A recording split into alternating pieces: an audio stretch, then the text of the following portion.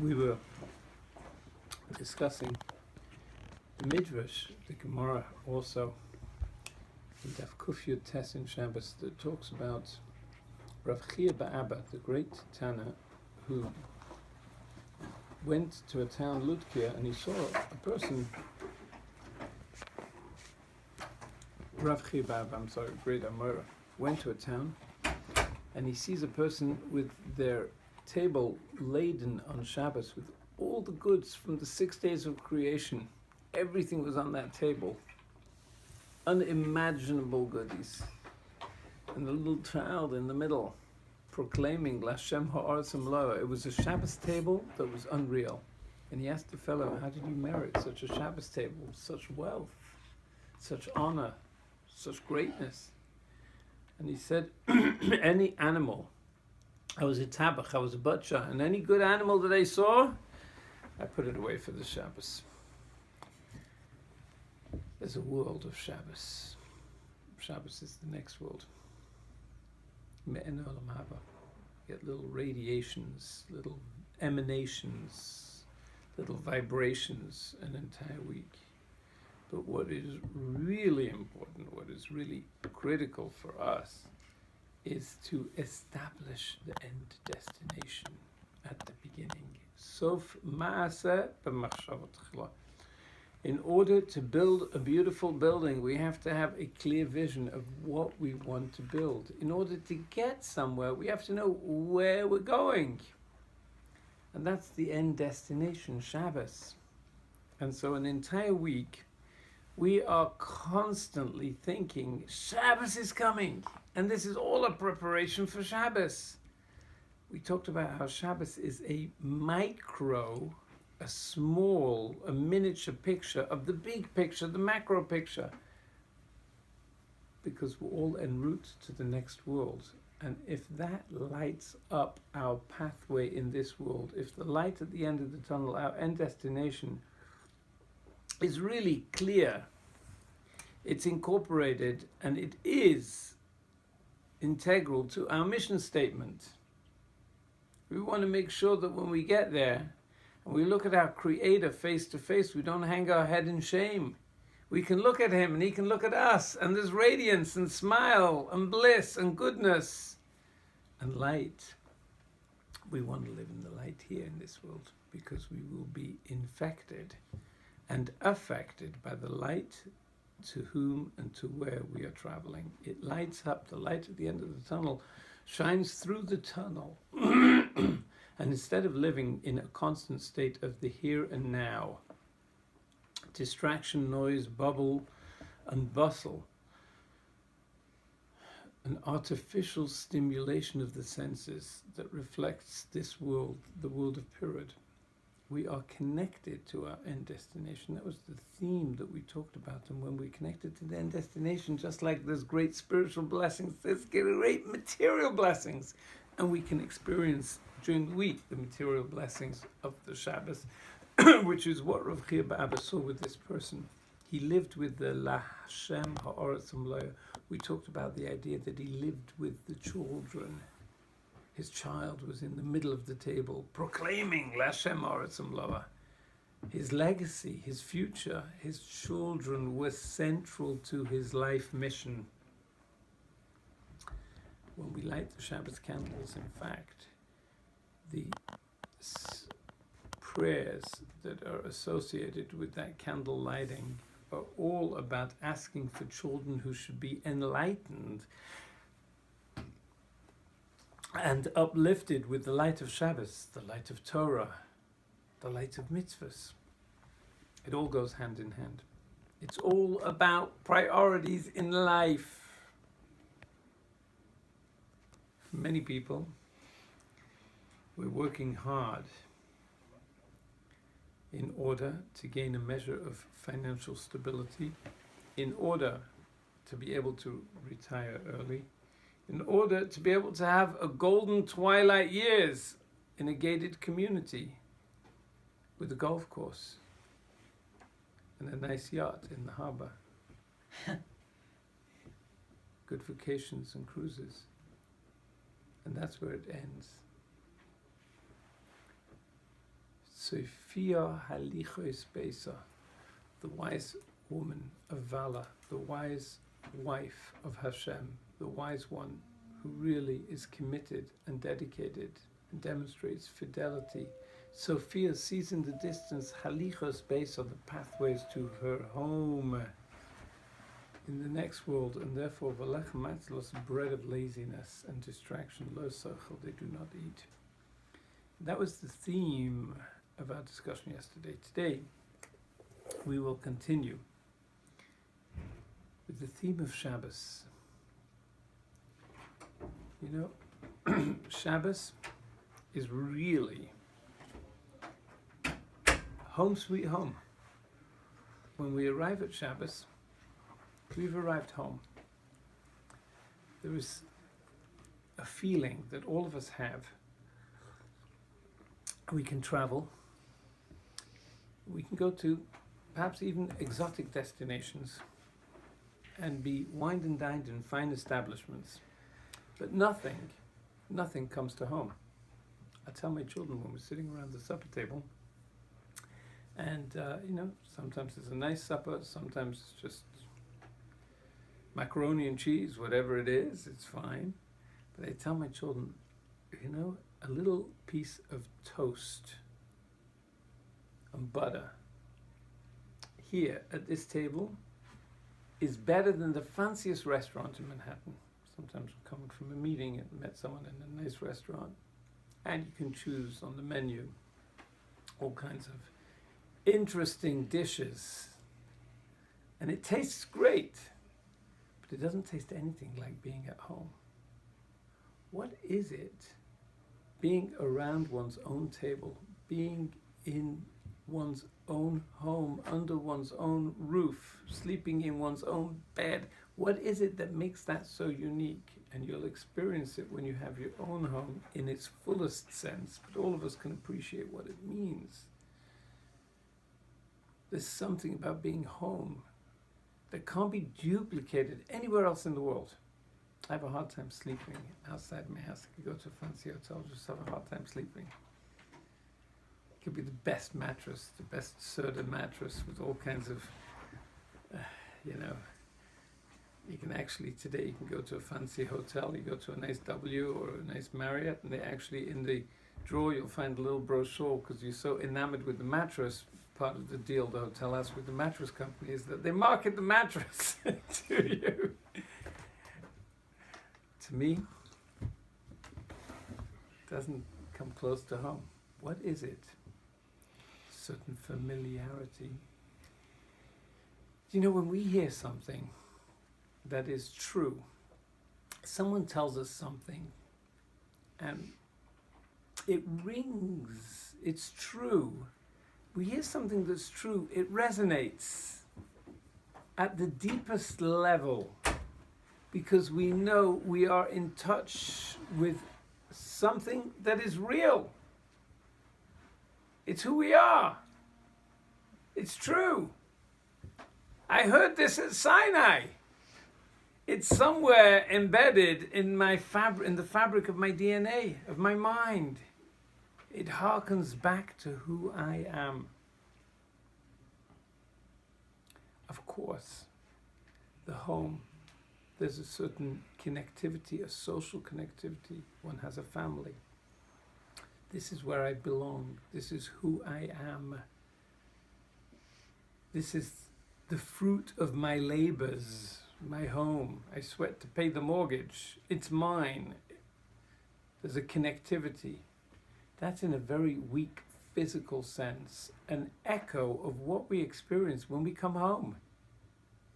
This is me. This is who I am. This is where I belong. And when we come to Shabbos, we're experiencing that same faint echo of home, sweet home. This is the real deal. Why are we experiencing that? Because Shabbos is home. Shabbos is our world to come. Olamcha tire b'chayecha. And therefore, there is an intuitive, sublime sense and joy of being real, being true to self. In the Sefer Divrei Shmuel, there is a mashal. There was a fellow who was trudging through the forest, trying to find his way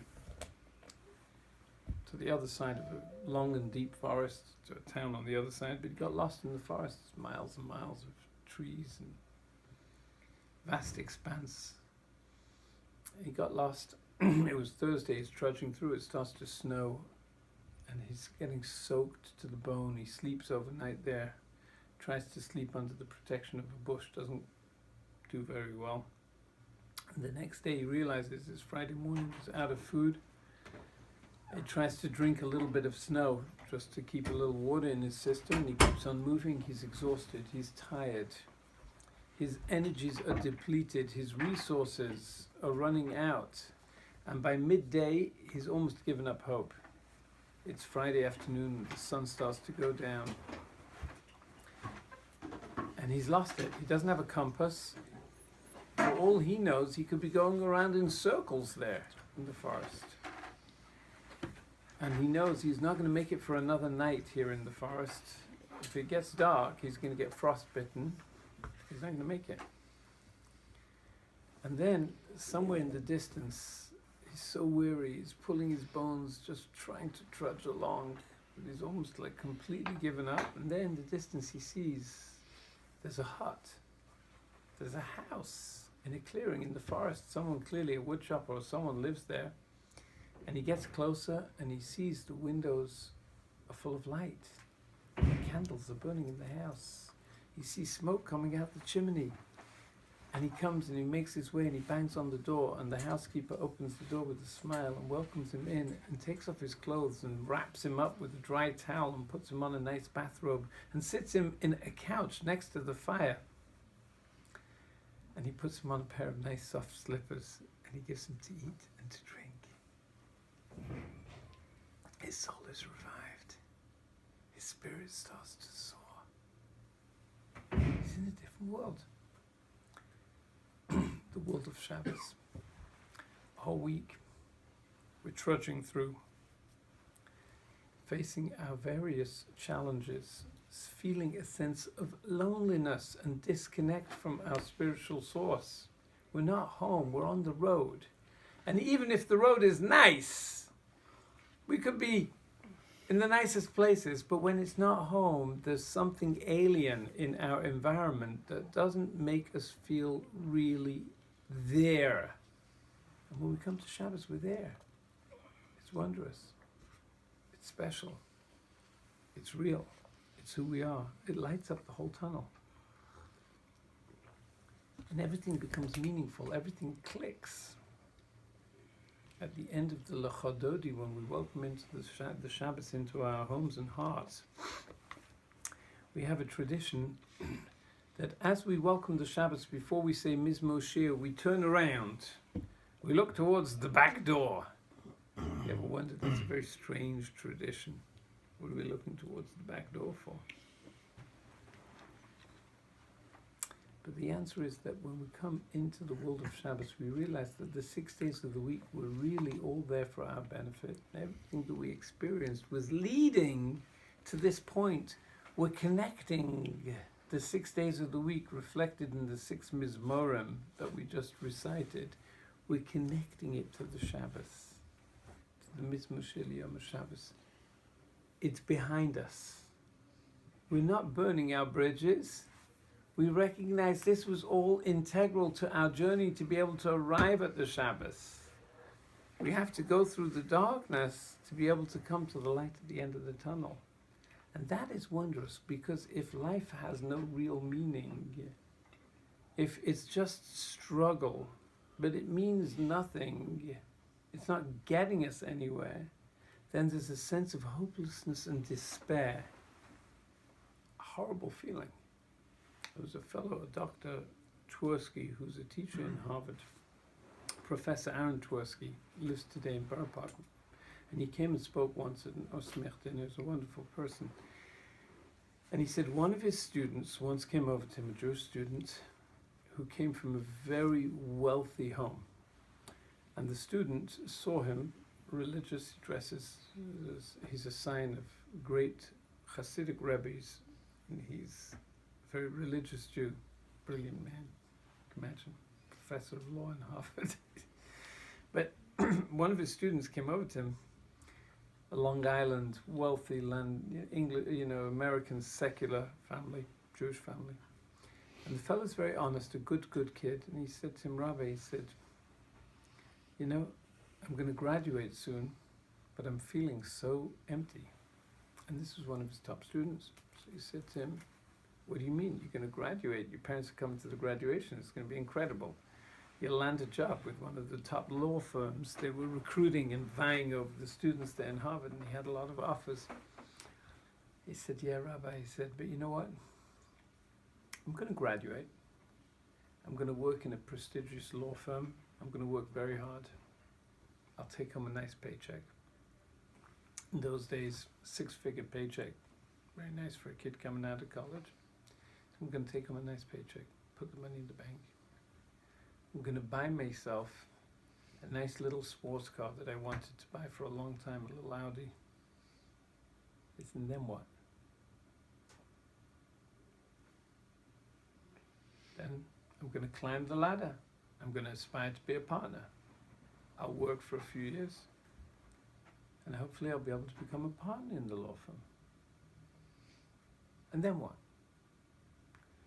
Well, then I'll marry the beautiful girl of my dreams, and we'll buy a nice penthouse in Manhattan. And then what? Then we'll have a couple of kids, and we'll move out to the burbs, and we'll buy a gorgeous estate. And then what? And he went through his whole life, like all his contemporaries and the people around him in the country clubs where his father frequented, whatever it was. And he went through his whole life, and he said, and then what? What's it all about? This boy was searching, was trying to find real meaning in the end destination. And he gave over his conversation that he had with this boy word for word. And it's a question all of us need to ask. And then what? What's the purpose of life? Where am I going? But we have an answer. The purpose of it all is Shabbos. I want to share with you a concept, a thought, how the home sweet home and how the knowledge that we are going to a secure ultimate destination we're en route makes it so much easier. We're all familiar with the famous story of the Chafetz Chaim. There's a very, very, probably the most famous story. There are thousands of stories of the saintly Chafetz Chaim, and he himself wrote so many mashalim, so many penetrating, insightful parables to illustrate certain points. They're all very famous, but nothing comes close to the story, the true story, of a wealthy merchant, a diamond dealer, that was traveling by train through Poland, and he wanted to visit on the way. He was going back home from a big fair, a big exhibition. He was going back to the lodge where he lived, and he stopped off to get a bracha, a blessing from the Chafetz Chaim. The train, he made a little detour from Branovich. He went around. There was a train station in Radin. He wanted to go and get a bracha from the Chafetz Chaim. And he lived in a palatial home. He was a very, very wealthy, important person in the Jewish world. And he came to the Chafetz Chaim's home, which was a dilapidated little hut of a home, cottage.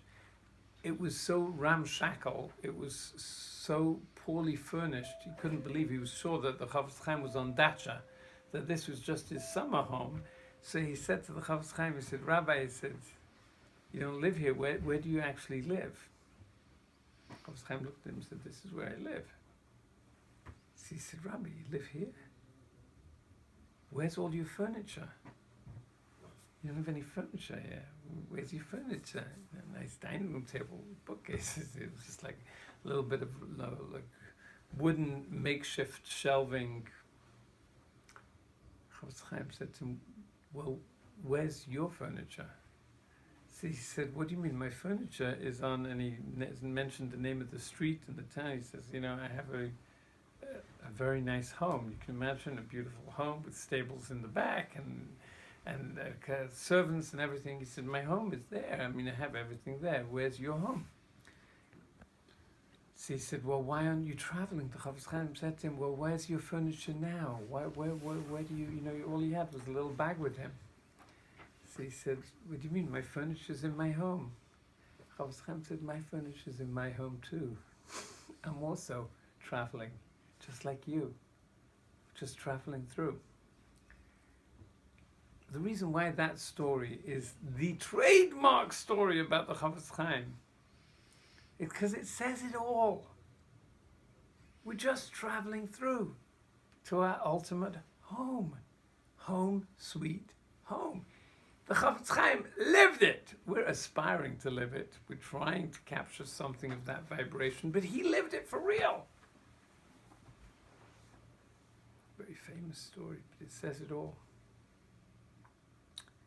Let's see if we can try and capture this a little bit more and drive it home so that we can connect to our real home.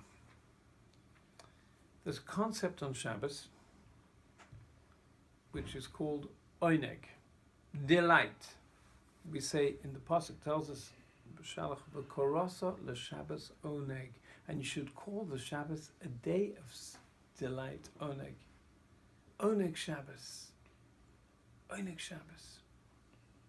What is oneg Shabbos? We know Shabbos is a day of menucha. One of the primary features of Shabbos, if you will, is there's a menucha v'simcha that is Or LaYehudim. There is a total state of connectivity and relaxation and joy that enlightens the Jewish soul. Menucha, a sense of relaxation, connectivity, of nach, everything rests. Everything's fine, everything's in place, there's no conflict. That menucha is accompanied with a state of joy, because what detracts from our sense of joy is our lack of serenity, equanimity, and connectivity. We're constantly in a state of conflict and disconnect. And that takes away from a state of joy. So Shabbos is a day of menucha, and thereby there's a day of simcha associated with Shabbos. And there's menucha and simcha because everything is light. All the pieces of the jigsaw puzzle fit in. We come to the end of the week and we're connecting it to the beginning of the week, and everything is good. It was all a journey. It was all meaningful. It's meaningful. It's not, and then what? It's, and then it'll be. It connects. We get an inkling of the whole picture. Menucha is one of the most important character traits in the spiritual world. Equanimity, connectivity. It's something we experience on Shabbos, and it's connected to the oneg of Shabbos. Let's go back to the very first Shabbos of creation. Hashem creates the world in 6 days. It's a world of many, many different elements. There's the inanimate world, there's the vegetative world, the animal world, and then finally, on the 6th day, after Chatzos, after midday, the crowning point of creation, the purpose of it all is about to step on the stage. It was like the sages tell us, like a king, there's a tremendous repast that is prepared in the palace dining hall. The chandeliers are lit. The tablecloths are put on. Ornate tableware, dishes, and the steaming hot food. Everything is brought to the table, and all the guests are there in their exact and appointed places. And then at the end of it all, the king finally enters and everybody rises, because everything is an introduction to the arrival of the king.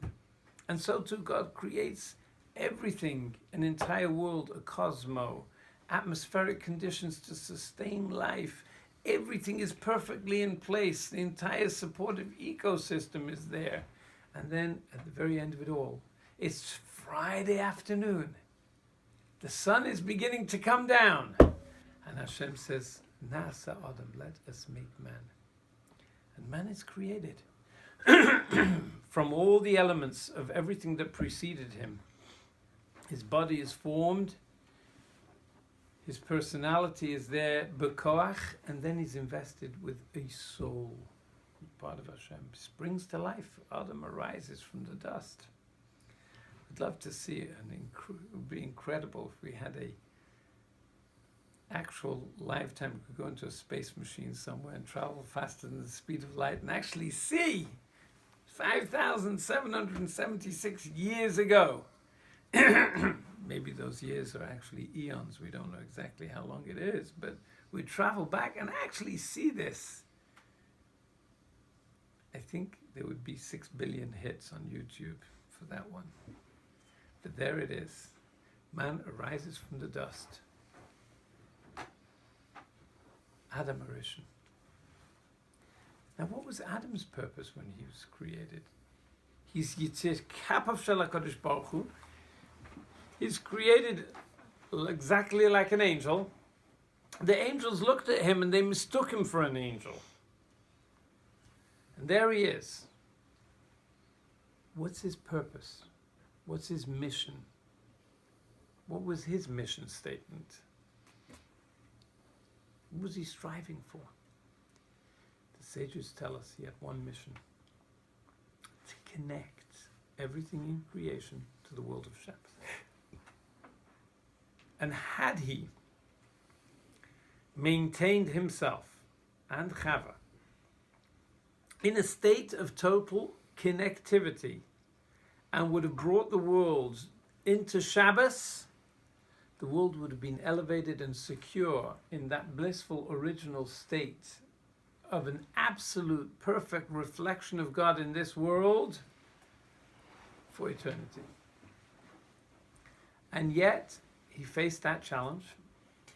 He allowed himself to use his mind, his das. This is the Eitz HaDas, the tree of knowledge. And he started rationalizing.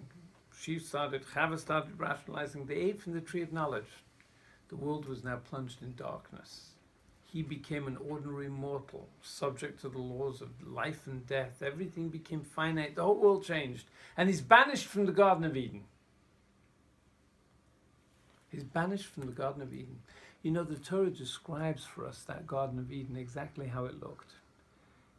And even though it really bears no relevance to us, but the Torah describes it for us. Almost as if the Torah wants to let us in on the secret of what was. Take us back in a time machine and envision it. The Torah describes that there was an Eden. And then there was a river flowing from Eden.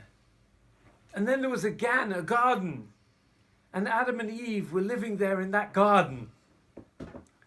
We try and figure it. The Gemara tells us that Adam and Eve didn't step into the world of Eden. They lived in the Gan, in the garden, connected by a river to the actual Eden. Eden, the Gemara says, Ein le'ra so elikim zulosecha. No eye could envision it, but God himself. But they lived in that garden that flowed from Eden. You know, we talk about the next word, we call it Gan Eden. The garden that flows from Eden. There's a reason why paradise is called Gan Eden. Because that's where the real home is. That's where we're all going back to. To Adam before he sinned, to that garden. It's important we should know a little bit what it's about in order to know where we're going. In order to know if we have crystallized our end destination, then everything that we do in this world will be tailored and will be conditioned so that we can transition into Gan Eden, because that's the ultimate purpose. Well, what is this? We have an Eden, some place. Eden means delight, bliss, and there's a river flowing from Eden, and it flows into the Gan, in the garden, and from the garden there were 4 rivers flowing to the rest of the world, and Adam's living in the garden. What was there in the garden? palm trees, nice deck chairs, martini and ice. I wonder, what was there in that Gan? That beautiful place. Yeah, divine presence. Let's analyze this a little bit. I want you to know, each and every one of us, human beings, created in the image of God, are called an olam katan. We are a miniature world. The entire world is inside each and every one of us. Everyone is an Adam. Atem kruyim Adam. The Gemara says we are called Adam. We Jews are called Adam. Not the nations of the world. We're called Adam. Because we reflect the potential to realize the original destiny and mission of creation. We confuse the Aleph, the godliness, with the dam, with the blood, with the physical, with the material. We can be Adameh le'elyon. We can emulate God down here in this world. We can live in that original garden that Adam lived in down here in this world, because we're en route to it, and we can live it down here. We can live it on Shabbos in that world. I want to describe to you a little bit what this is about so we can understand it. Over here is Gan Eden. Man is comprised of three forces, the commentaries tell us, the spiritual sources tell us. We have a soul. The soul is called the neshama. We have a ruach. And we have a nefesh. Neshama, ruach, and nefesh. The ruach is literally the wind or the spirit or the life force that takes that soul, that godliness, that brain activity. It's reflected in the brain activity up here. But it takes that life energy and force, our soul, our breath, and it invests it in the rest of the body. Every time we breathe, we are oxygenating the lungs, the blood that flows to the furthest extremities of this entire world. This huge army. And then we have a gan, we have a garden, where everything grows. We have a neshama, a soul. We have a ruach that takes the neshama and connects it to our physical body, breath, life. The soul is light. It's a river. Nahora is light that flows from the soul, from the Eden, into the garden. The nefesh is called the nefesh in the Torah. Nefesh is nefashos ha'osos. It's the world of action where things spring to life. It reflects rotzon. Nefesh is im yeshes nafshechem. If you desire, it reflects desire. It's all the energies that we experience in our finite frame and how we engage life. It's the nefesh. We have a soul that brings life down to the body, and the body springs to life. And our job is to keep everything intact, just like Adam in Gan Eden, to keep it just perfectly in place, so that the divine light that's there in Eden, that's Ein Le Rasa, it's just God himself. We can't see it with our eye, it's there. The river, the energy can flow from there, and it animates and gives life and is reflected in every aspect of the garden. And that's it. We don't corrupt, we don't pollute, we don't toxify, we don't try and change. Elikim asa es ha'adam yashar. God created man yashar, straight. It's the Vehein, Bikshu, Cheshbonus, Rabbis. We're all looking for all different rabbis. We're all looking for different calculations and manipulations and machinations. And we're looking out for ourselves, and we're protecting our ego. And we got all kinds of things going on in the garden. Sometimes our garden reflects a big Gan HaChayos, The Musas farms say the garden is like a safari. Though every animal is reflected in us. There's a little snake that wants to bite. There's a little cat that wants to curl up by the fire. There's a little lion that roars sometimes. The energies of the entire animal world are down here.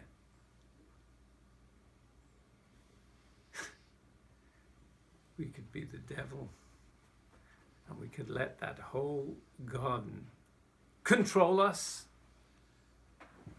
and propel us forward with all different kinds of desires, indulgences, living for ourselves, or we can allow the soul to dominate and determine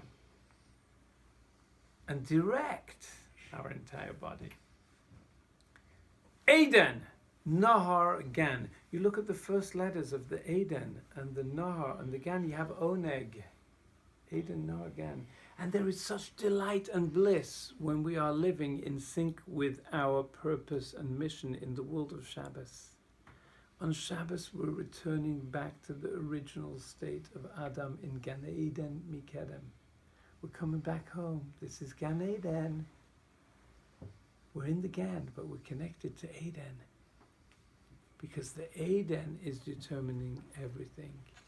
It's a world of Menucha. It's a world of spiritual bliss. What did Adam and Chava, what were they supposed to do there in Gan Eden Mikedem? No chessboard, no Scrabble, no poker, no computer games. Do you know what they were doing? Basking. Praising Hashem. Basking. Basking in the light. Living the real world. Connected.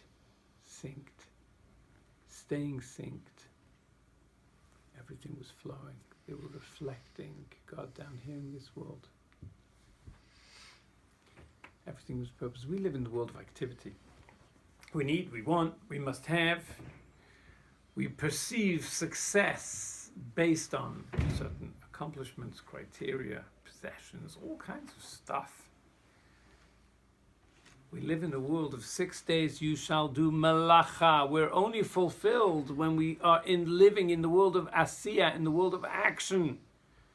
But all our action is directed to being able to return to that state of Eden. That's the ultimate purpose. The purpose isn't to be able to live the high life and be stimulated and entertained. The ultimate purpose is to be able to come back home. Home sweet home. To live in a state of Eden. That's Shabbos. And when this body controls the impulses, we have nega. The opposite of oneg is nega, affliction. Nahar, the river, the life energy, kicks up all the dust of the gan of the garden and obfuscates the heavenly light. Nega. It's like the nega of Tzaras. We become afflicted. We're living in survival mode. We're not really living in connected mode, in a state of inner peace, tranquility, in the security that we are en route and connected to the ultimate goal of being connected and living for real. Shabbos, my friends, is home sweet home. And home sweet home for the real Jew is Gan Eden. It's living in the garden that flows straight from Eden and just living there. Shabbos is Menucha. Shabbos is Oneg. Shabbos is delight. Shabbos is when we're really connected. Just like when we come home, we're connected. We have our family. We have our closest ones. There's a total connection. So too, we yearn an entire week to come back home. The purpose of the entire journey is just to come home and be home. That's all. I tell my kids, all they need just to be at the table. I don't care what we serve. That's not what's important. When we're out there in the world, what's important is what's on the menu, what's on the plate, what's on the wine list, what's on the entertainment list. 101 things are important because everything else is important but the real deal. When we come home, all that's important is home sweet home. And then everything is taken care of. Some thoughts to think about, my friends. Tomorrow we will continue a little bit as we discuss how to experience the true delight and oneg of Shabbos. Thank you, everybody. Good Shabbos. Shabbos bound.